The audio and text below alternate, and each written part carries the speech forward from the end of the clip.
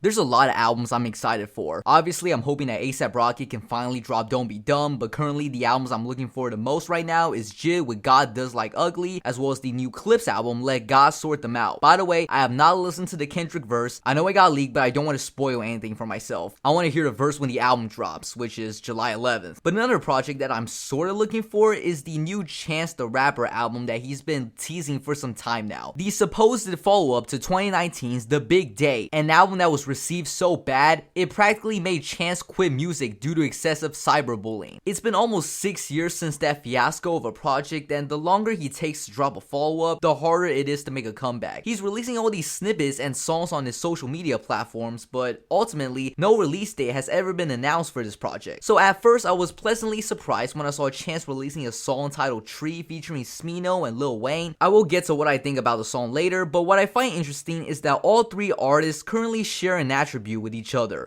They're washed. Sort of. I wouldn't classify Smino as washed because his last album, unlike Chance and Wayne's last album, wasn't terrible, but Maybe in Nirvana is definitely his weakest project he's put out so far. After waiting 2 years since the release of Love for Rent, Smino hit us with a surprise album last year that sounded really disorganized and all over the place. It was a sub 30-minute album full of these super basic, forgettable cuts that sounded like leftovers from Love for Rent, which they are, but if you're gonna release a bunch of B-sides to an album of yours, don't do it 2 years later and release it as a separate studio album, because if I didn't have any prior knowledge about Maybe in Nirvana, I would look at it as you dropping a great project, taking 2 years off and dropping this half-baked record because you were lazy and only had to put this out to meet label demands. Obviously, that's not the case. At least I hope, but Maybe in Nirvana, mid-project at best. These two dudes, however, should be self-explanatory as to why I'm labeling them as washed. I've already made a separate video shitting on the Carter 6, and I don't feel like giving a review for The Big Day in this video. For a track that's near 5 minutes, this thing sounds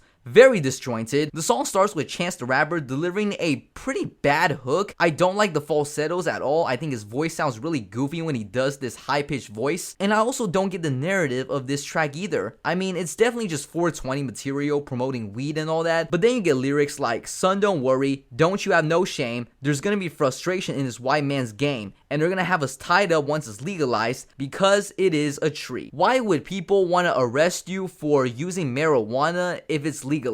Like, I feel like a dumbass for asking a question this simple, but I just don't get it. What does that even mean? Are you insinuating that you'll be arrested for using legal marijuana because you can grow it? Because marijuana comes from plants. Plants are like trees, they grow in the soil and stuff. I'm living in a state right now where you can grow marijuana and not have the police knock on your door. The only way that this lyric could possibly make sense is that because marijuana isn't legal in all 50 states, once a liberal politician legalizes weed for the whole nation, people who want to smoke weed can grow them in all 50 states. But because historically weed is banned in a state like Nebraska, for example, cops will still arrest people for trying to grow weed because it's against their principles. I don't know, it sounds too convoluted to be true. You know what bar also doesn't make sense? I steal a person's bitch like a Mazda.